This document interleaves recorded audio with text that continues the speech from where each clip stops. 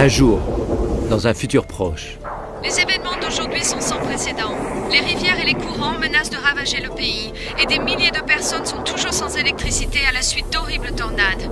3 ouragans viennent juste de frapper le sud de la ville. Et maintenant, un tremblement de terre. Je n'ai jamais vu une météo aussi épouvantable. Mettez-vous à l'abri.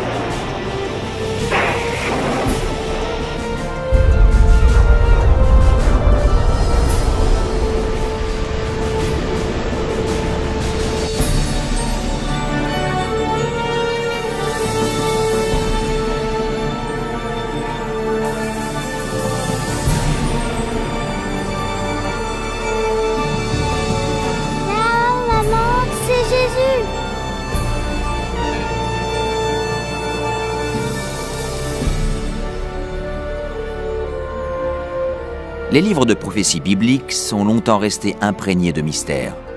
Textes anciens, nombres cryptiques, images symboliques, tous décrivent d'épouvantables événements apocalyptiques proches. Est-il vraiment possible de les comprendre?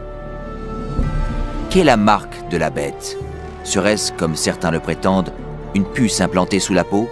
Quelque chose de plus insidieux? Et l'Antéchrist? Ce sinistre ennemi de Dieu a-t-il déjà fait son apparition? Ou est-il encore à attendre dans l'ombre? La fin du monde sera-t-elle déclenchée par des attaques terroristes? Serons-nous témoins des horreurs d'Armageddon et des 7 dernières plaies? Que faut-il savoir pour ne pas être laissé pour compte lorsque le Seigneur reviendra? Reconnaîtrons-nous les derniers jours et saurons-nous à quoi nous attendre? Vous allez découvrir ce que la Bible dit réellement sur les événements terrestres de la fin des temps. Joignez-vous à moi et découvrons ensemble les faits se cachant derrière la fin du monde dans la prophétie biblique.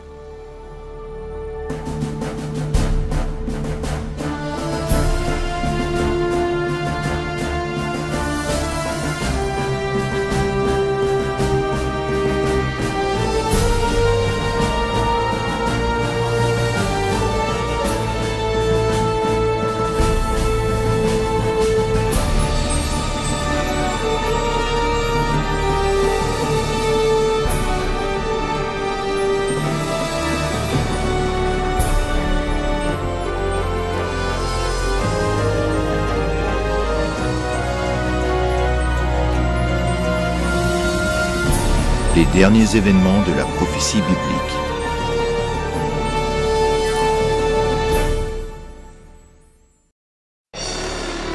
Les signes de la fin.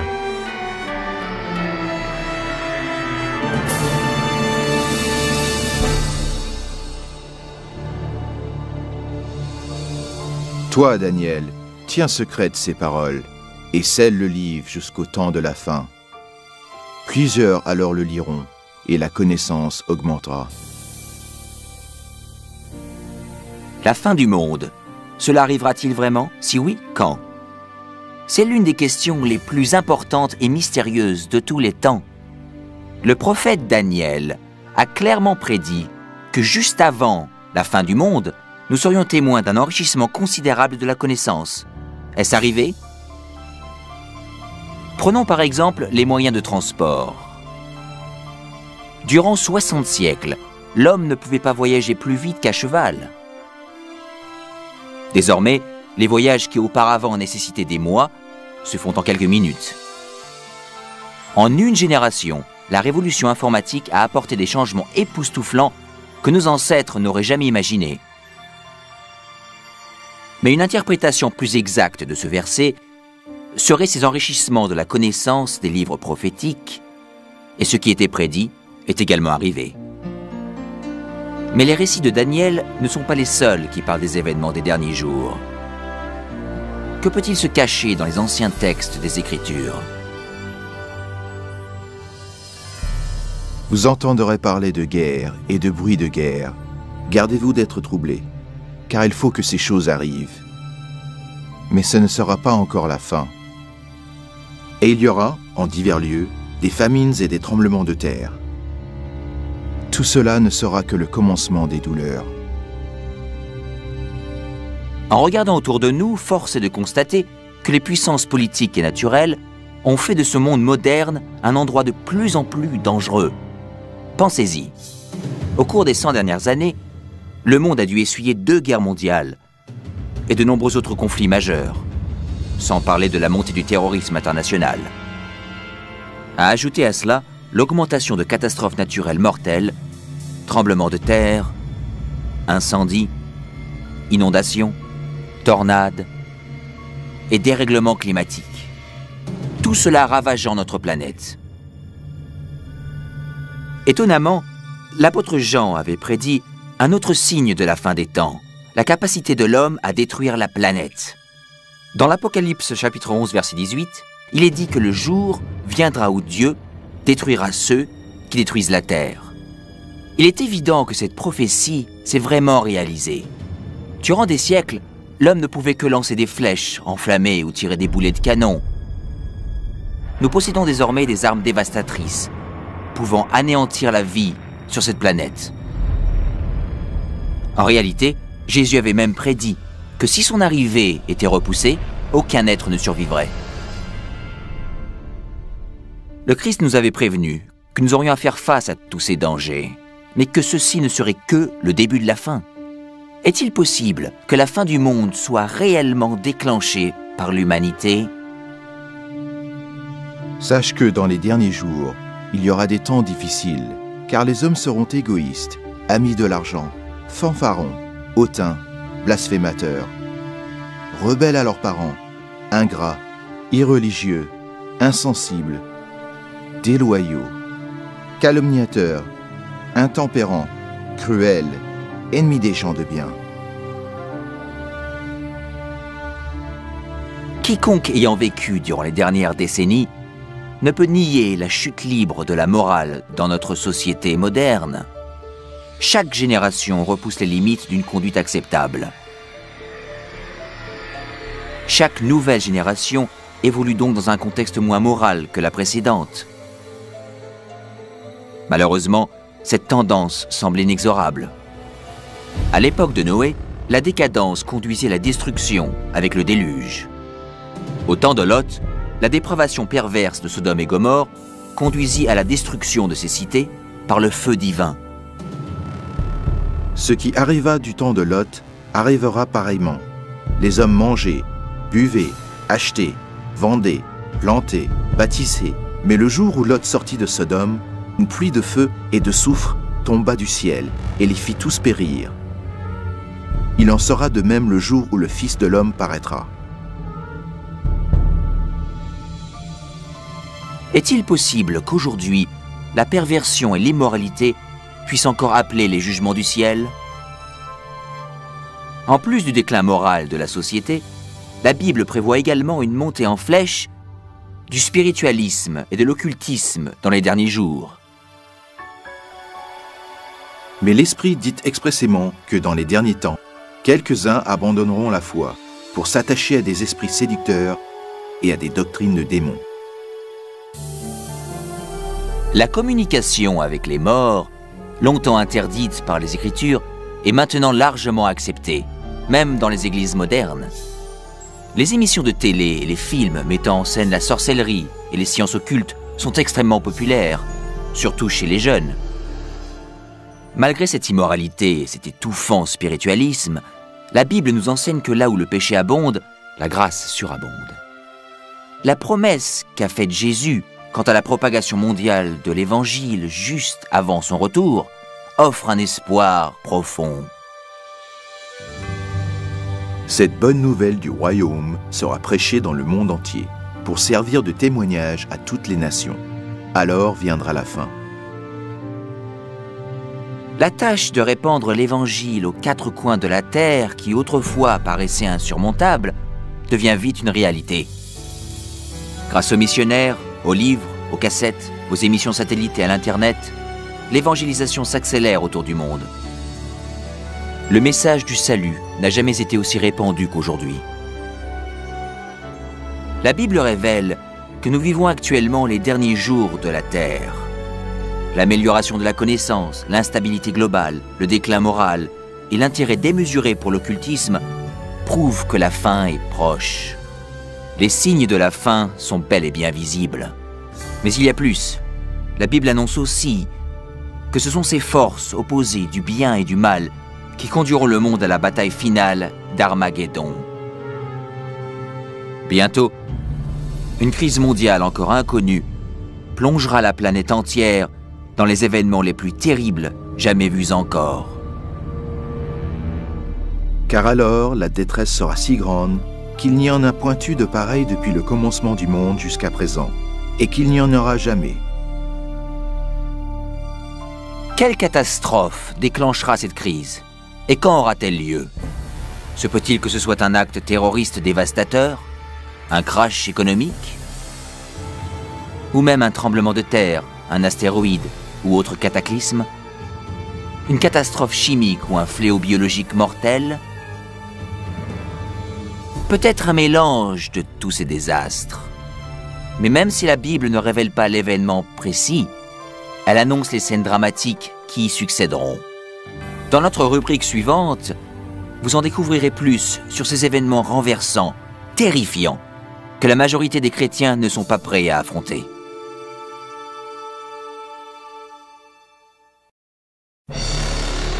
Un monde polarisé.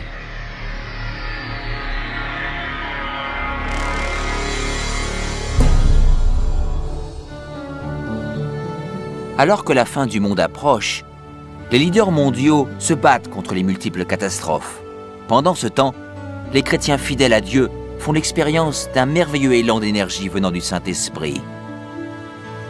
Après cela, je vis descendre du ciel un autre ange, qui avait une grande autorité, et la terre fut éclairée de sa gloire. Cette grande puissance qui illumine le peuple de Dieu, c'est le Saint-Esprit. Avec une sainte audace, il témoigne pour Dieu, implorant les églises pour qu'elles se réforment et appelant les égarés à venir vers le Christ. Il respecte la parole de Dieu et les encourage à se repentir de leurs péchés et à obéir aux commandements divins. Une atmosphère de renouveau se répand sur la planète et il appelle tous les pasteurs et les membres de l'Église à œuvrer ardemment au salut des âmes. Alors que l'œuvre du Saint-Esprit augmente et les manifestations occultes s'intensifient, des démons trompeurs apparaissent par milliers en se faisant passer pour des êtres aimés, décédés ou des personnages bibliques. Ils parlent de paix et d'espérance en présentant des doctrines pleines d'erreurs, subtiles et dangereuses. La Bible nous prévient. Car ce sont des esprits de démons qui font des prodiges. Comme on le suppose, ces manifestations ont une grande influence et très peu se prononcent contre elles. Jusqu'ici, les familles et les églises sont restées inefficaces dans leur tentative d'enrayer cette vague de malfaisance mondiale. Au cœur de cette agitation politique, morale ainsi qu'environnementale, les hommes cherchent désespérément le moyen de bloquer l'immoralité grandissante que nous avons aujourd'hui. Poussés par les électeurs, les leaders religieux et politiques mettent en place des mesures légales plus fortes pour restaurer les principes divins et la paix. Sous cette pression, le gouvernement vote des lois allant à l'encontre des principes de Dieu.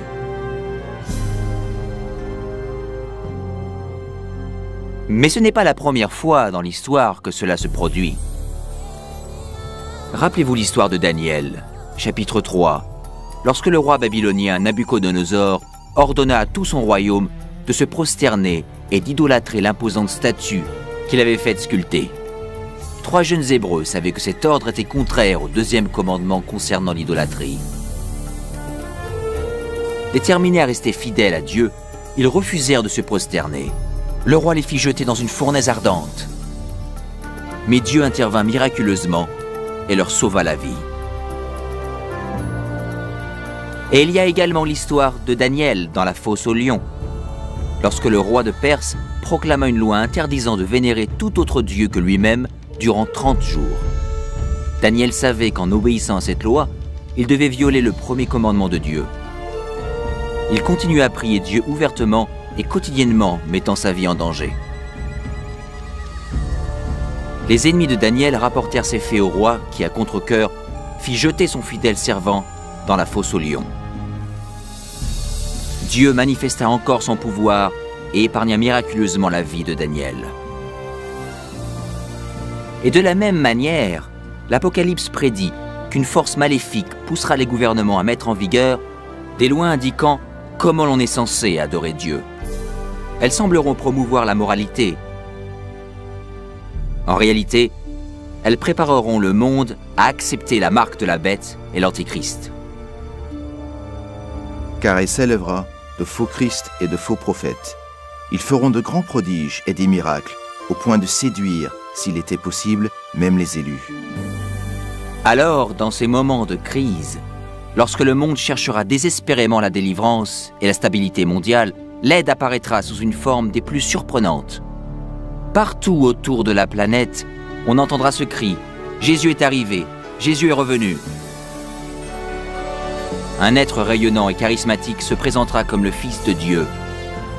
Une nuée de reporters affluera pour voir cet être surnaturel faire des miracles.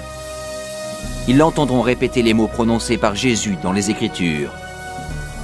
Cet événement sera retransmis via satellite et des millions de gens croiront, à tort, que cette apparition confirme les Écritures. Tout œil le verra. Beaucoup de religions attendent la venue imminente d'un sauveur. Et cet être radieux paraît être la réponse à toutes leurs prières. Mais dans la deuxième épître aux Corinthiens, la Bible met en garde contre Satan sous l'apparence d'un ange de lumière. Ce n'est pas Jésus que les hommes accueillent à bras ouverts, mais Satan, se faisant passer pour le Fils de Dieu. Et ce faisant, le diable est ainsi capable de réunir les hommes et de renforcer ainsi son système de culte trompeur. Il réalise alors la plus grande imposture jamais commise envers la race humaine.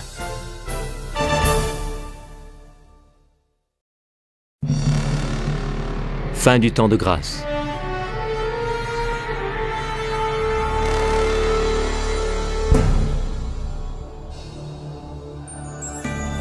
Les tromperies de Satan sont une force puissante de motivation dans le monde. La plupart des chefs spirituels acceptent le grand imposteur ainsi que son faux système de culte. Alors que les catastrophes s'intensifient, les chefs religieux veulent pousser la planète à adhérer aux doctrines trompeuses de cet imposteur et faux messie. C'est ici la persévérance des saints qui gardent les commandements de Dieu et la foi de Jésus. Mais tous ne sont pas dupes. Certains se rendent compte que la Bible avait prédit cette supercherie, et ils savent que le but de ce faux Messie est d'éloigner les hommes des commandements de Dieu. Mais ce n'est pas la première fois que Satan apparaît en ange de lumière. Lorsque le Christ fut tenté dans le désert, Satan lui apparut déguisé en glorieux messager de Dieu. Le diable révéla sa vraie identité lorsqu'il incita Jésus à désobéir à la parole de Dieu. Et une fois de plus, avec des tactiques semblables, le diable tente de pousser le monde à bafouer la loi de Dieu. Nul ne peut servir deux maîtres, car ou il haïra l'un et aimera l'autre, ou il s'attachera à l'un et méprisera l'autre. Vous ne pouvez servir Dieu et Mammon. Le monde entre alors dans une période de décision. Le faux Christ et la discorde mondiale polarisent le monde en deux groupes bien distincts. Ceux qui suivent la Bible et ceux qui suivent la bête. L'inquiétude remplit le cœur des hommes et la religion est le thème principal dans l'esprit de tous. Dans les interviews à la télé et à la radio, ainsi que dans les débats, les vrais disciples de Dieu sont portés devant les dirigeants où ils fournissent les raisons bibliques de leur opposition au faux système de culte imposé aux masses. Les commandements de Dieu et ce qui constitue le vrai culte sont au centre de toutes les discussions. Sous l'action du Saint-Esprit et par les arguments bibliques des serviteurs de Dieu, des milliers de gens à travers le monde quittent leurs églises sans vie et prennent position aux côtés des vrais disciples de Jésus. La question, doit-on obéir à Dieu ou à l'homme? Obéir aux coutumes ou aux Écritures polarisent le monde entier en deux blocs opposés. D'un côté, ceux qui reçoivent le sceau de Dieu, et de l'autre, ceux qui reçoivent la marque de la bête. Que celui qui est injuste soit encore injuste, que celui qui est souillé se souille encore, et que le juste pratique encore la justice, et que celui qui est saint se sanctifie encore. Ce texte annonce clairement le prochain événement lorsque chaque homme, femme et enfant prendra ses décisions d'être pour ou contre le Christ. Et les fidèles, ceux qui respectent la parole de Dieu, seront de son côté, malgré une opposition intense. Et d'un autre, ceux qui acceptent les traditions religieuses imposées par l'homme. Comme la porte de l'arche de Noé fut scellée avant le déluge, celle de la miséricorde est ainsi fermée au monde, et la grâce de Dieu n'est plus accessible. La deuxième venue du Christ est imminente. Mais tout d'abord, le monde doit subir la série de plaies la plus dévastatrice jamais endurée par l'humanité. Et j'entendis une voix forte qui venait du temple, et qui disait aux 7 anges, « Allez, et versez sur la terre les 7 coupes de la colère de Dieu. » Le premier alla, et il versa sa coupe sur la terre. Et un ulcère malin et douloureux frappa les hommes qui avaient la marque de la bête, et qui adoraient son image. Tout espoir d'amélioration est détruit lorsque les 7 dernières plaies de l'Apocalypse s'abattent finalement sur notre planète. C'est le fléau le plus abominable jamais vu par l'homme, et c'est aussi le dernier. La première plaie est extrêmement douloureuse et effroyable et cause une atroce souffrance pour les égarés. 6 autres suivent rapidement. L'eau des mers et des rivières se change en sang. Le soleil reçoit le pouvoir de brûler les hommes. Plaie après plaie se suivent. La terreur règne sur les peuples de la terre, frappés de panique. Pendant ce temps, une partie des rescapés trouve refuge à l'écart. Les anges de Dieu pourvoient à leur protection et à leurs besoins. D'autres sont jetés dans des prisons. Alors qu'ils semblent oubliés par l'homme, ils ne sont pas oubliés par Dieu. Les fidèles sont protégés des plaies comme les enfants d'Israël furent préservés du fléau qui s'abattit sur l'Égypte. Les fidèles sont dans l'angoisse et sondent leur âme. La pensée prédominante est « Sommes-nous en règle avec Dieu ?» Ils trouvent la tranquillité en faisant confiance aux promesses de Dieu. Et le dragon fut irrité contre la femme, et il s'en alla faire la guerre au reste de sa postérité, à ceux qui gardent les commandements de Dieu et qui ont le témoignage de Jésus. Convaincus par le faux Christ, les misérables égarés pensent que leur seul espoir de se débarrasser de ces plaies est d'éliminer leurs opposants. On décide donc de rechercher et d'exterminer en une journée le peuple de Dieu qui se raccroche aux Écritures. Sur le champ de bataille spirituel, ceux qui suivent les traditions de l'homme et adorent la bête affrontent ceux qui aiment Jésus et obéissent à ses commandements. Ceci est la dernière bataille d'Armageddon. La malfaisance du monde a atteint les limites de la patience de Dieu, et il est temps pour lui de secourir ses fidèles enfants.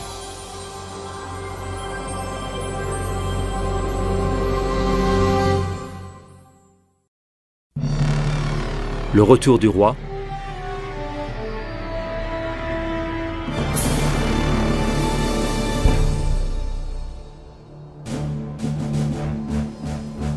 Au milieu de la nuit, on cria « Voici l'époux, allez à sa rencontre !»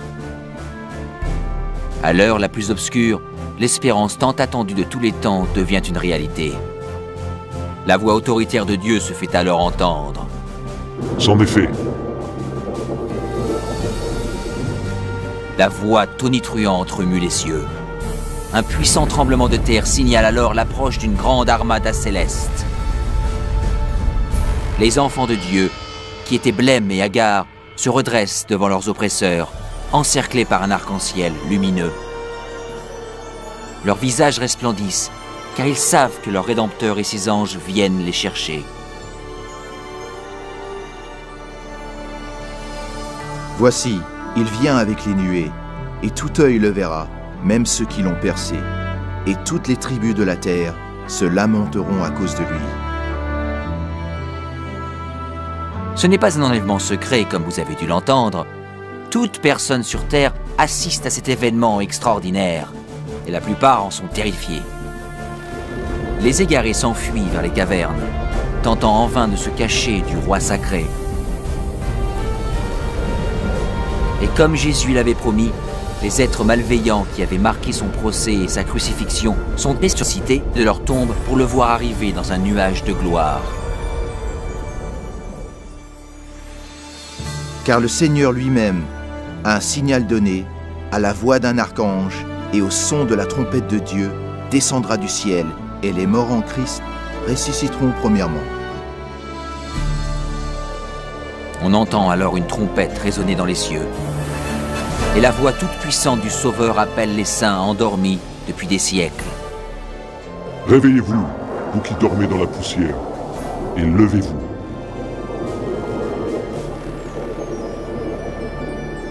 Sur toute la terre, une armée de saints se lève de leur lit de poussière.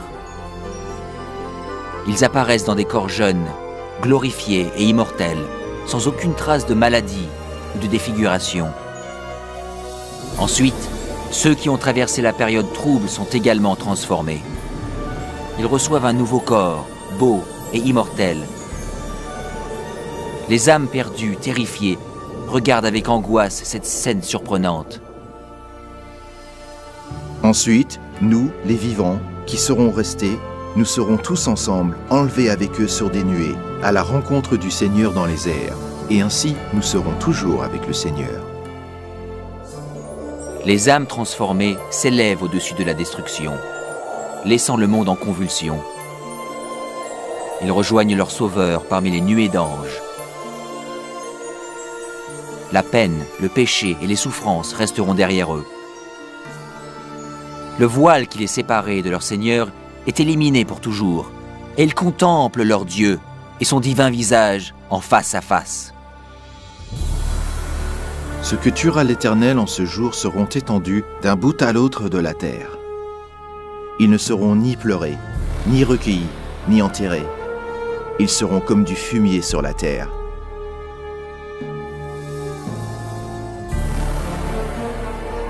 Au cours de la deuxième venue, le chaos règne sur la planète. Parmi les ouragans de démons hurlants, les tremblements de terre, les océans bouillonnants, les îles en disparition et les nuages menaçants, la terre est battue de grêlons gigantesques. Les âmes perdues encore vivantes sont bientôt détruites par la clarté de la présence du Seigneur. Leurs corps sont éparpillés sur la surface de la planète ravagée. Pour la première fois depuis sa création, la Terre est désormais complètement dépourvue de toute vie humaine. Seul Satan et ses anges déchus demeurent pour contempler les résultats de rébellion.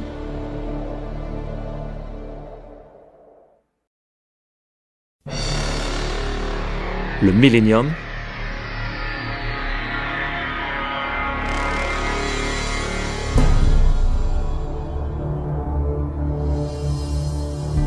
Puis je vis descendre du ciel un ange qui avait la clé de l'abîme et une grande chaîne dans sa main. Il saisit Satan et il le lia pour 1000 ans.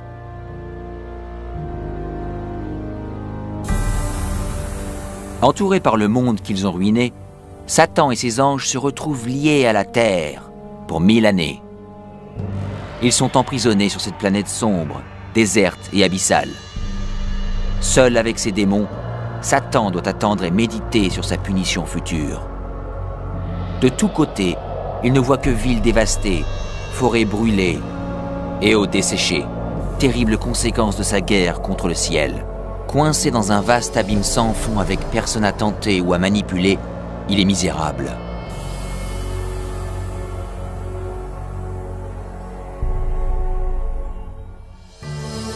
Et je vis des trônes, et à ceux qui s'y assirent fut donné le pouvoir de juger. Ils revinrent à la vie, et ils régnèrent avec Christ pendant 1000 ans. Alors que Satan médite seul sur son sort, les âmes rachetées profitent des gloires indescriptibles du ciel. Chacun rencontre son ange gardien qui répond aux multiples questions concernant sa vie sur terre. Puis Dieu, dans un acte ultime de révélation, les invite tous à participer au jugement des âmes perdues en ouvrant leur dossier. Les rachetés peuvent voir pour quelles raisons ceux qu'ils pensaient retrouver au paradis n'y sont pas. Les pensées les plus secrètes des égarés sont clairement exposées et le voile est levé sur leur bataille spirituelle.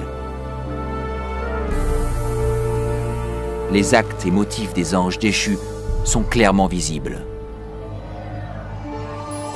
La transparence de Dieu est à ce sujet remarquable. Comme Paul l'annonce dans la première épître aux Corinthiens, les sauvés participent au jugement des âmes égarées. Avant sa punition finale, chaque pécheur voit son cas examiné minutieusement par des humains, comprenant les difficultés de la vie sur terre. Les paroles et les actes des âmes perdues sont pesés devant la parole de Dieu. La justice de leur sentence est confirmée et l'ampleur de leur punition déterminée. À la fin des 1000 années, Jésus et les rachetés préparent leur retour sur terre. Satan, ses anges et les âmes perdues doivent faire face aux dernières conséquences de leurs actes. Les humbles hériteront de la terre, mais Dieu doit mettre en œuvre la phase finale de son jugement et purger l'univers du péché.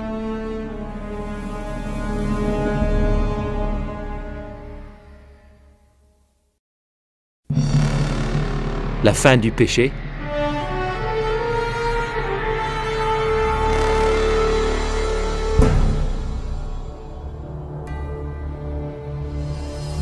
Et je vis descendre du ciel, d'auprès de Dieu, la ville sainte, la nouvelle Jérusalem, préparée comme une épouse qui s'est parée pour son époux.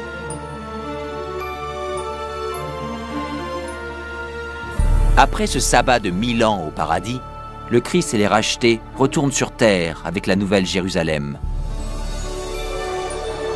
En s'approchant de la planète dévastée, Jésus ordonne aux âmes perdues de sortir de leur tombe poussiéreuse. À ces mots, les impies de tout temps et de tout lieu comparaissent devant Dieu.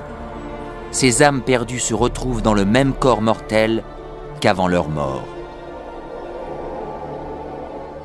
Alors que Jésus descend du ciel, ses pieds touchent le mont des Oliviers. Le mont est anéanti par un immense tremblement de terre qui le transforme en une vaste plaine. La nouvelle Jérusalem, la cité massive de Dieu, descend alors des cieux et ses fondations se posent sur la plaine que Jésus a préparée.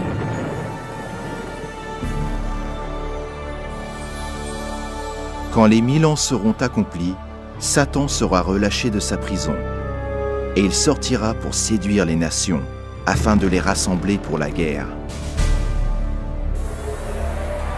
Étonnamment, Satan réussit à tromper ses adeptes une dernière fois et les mobilise pour prendre par la force la cité céleste.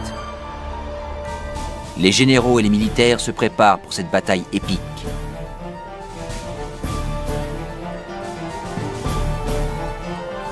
Les âmes perdues prouvent ainsi que leur cœur n'a pas changé. S'ils le pouvaient, ils renverseraient Dieu de son trône et s'empareraient de la cité sainte. Ils ne se rendent même pas compte que cette guerre inutile est en réalité perdue d'avance. Le jugement dernier est arrivé. Et je vis les morts, les grands et les petits, qui se tenaient devant le trône. Des livres furent ouverts, et les morts furent jugés selon leurs œuvres.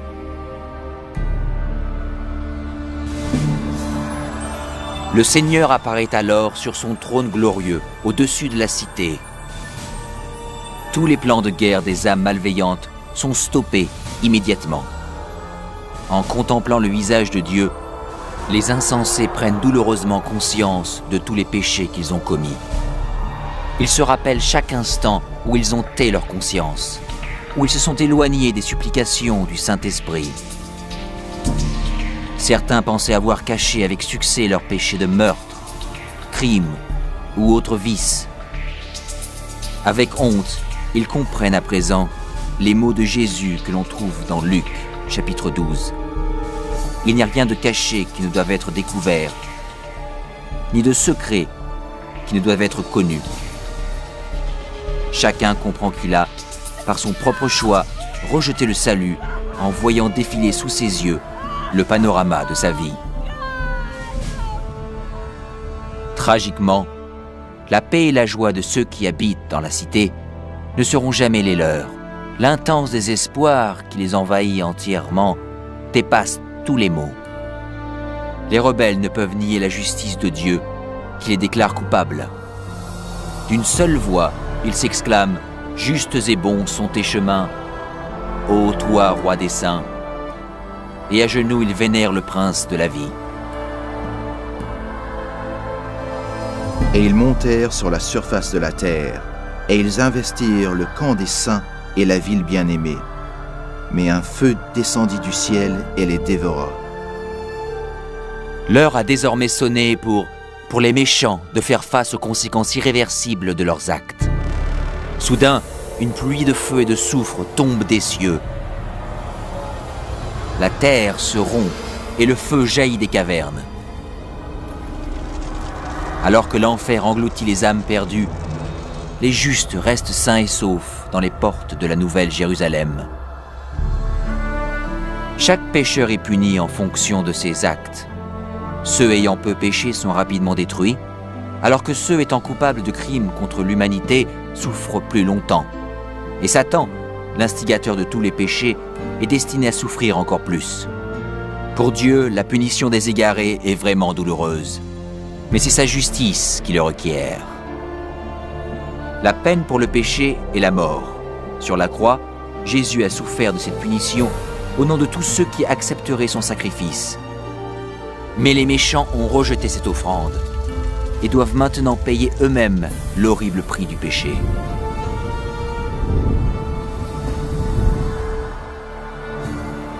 Car voici, le jour vient, ardent comme une fournaise.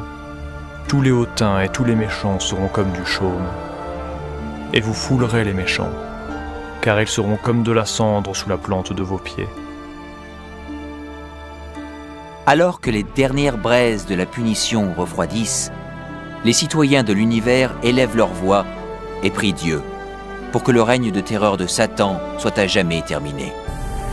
La paix de l'univers est en sécurité. Dieu porte désormais son attention sur la création d'un nouvel Éden et d'une nouvelle terre.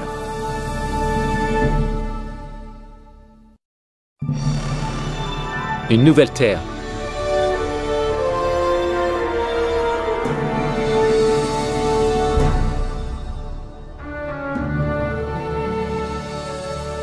Puis je vis un nouveau ciel et une nouvelle terre, car le premier ciel et la première terre avaient disparu. Après avoir purifié la terre par le feu, le Seigneur entreprend son merveilleux travail de renouveau. Par sa parole puissante, la terre retrouve son apparence d'Éden originel. Il fait entendre sa voix, et un tapis de végétation luxuriante recouvre la planète. Sous son commandement, la terre et l'eau regorgent de vie. D'innombrables créatures magnifiques explorent le nouveau paradis.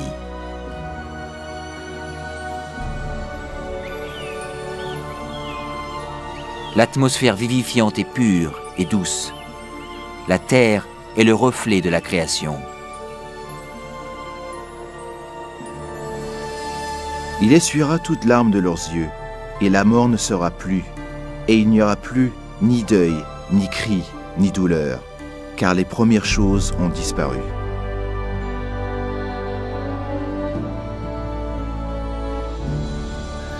La sécurité de l'univers est assurée. Avec la nouvelle Jérusalem comme capitale, tous les êtres créés se réjouissent de l'amour de Dieu. Ceux qui ont été sauvés de la destruction éternelle partagent un lien spécial avec leur Créateur qu'aucun autre être céleste ne peut apprécier. Alors que les péchés et les pécheurs ont été détruits pour toujours, une trace de la grande rébellion demeure. Qu'est-ce que t'as à la main? Ce sont les cicatrices sur les mains, les pieds et le côté de Jésus. Alors que s'écoulent les jours heureux de l'éternité, les souvenirs tristes et douloureux se dissipent dans la gloire et la splendeur des cieux. Les enfants immortels de Dieu peuvent désormais atteindre leurs plus grandes ambitions. La recherche de connaissances illimitées stimule l'esprit. Sans les contraintes d'une vie terrestre, les rachetés sont libres d'explorer les merveilles de l'univers infini de Dieu.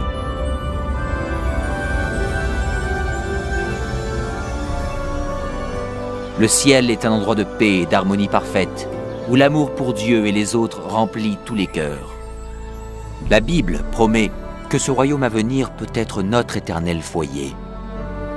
Jésus s'est sacrifié sur la croix pour nous offrir le pardon et la victoire sur le péché. Plus que toute autre chose, il veut que vous habitiez avec lui sur cette nouvelle terre. Alors qu'il fait tout pour vous sauver, il ne peut vous forcer à accepter ce cadeau. Vous devez l'accepter vous-même. Irez-vous vers lui aujourd'hui? Demandez-lui maintenant et il viendra dans votre cœur. Vous pouvez en apprendre davantage sur ces sujets grâce au CD-ROM et au DVD de Final Events. Rendez-vous sur le site finalevents.com.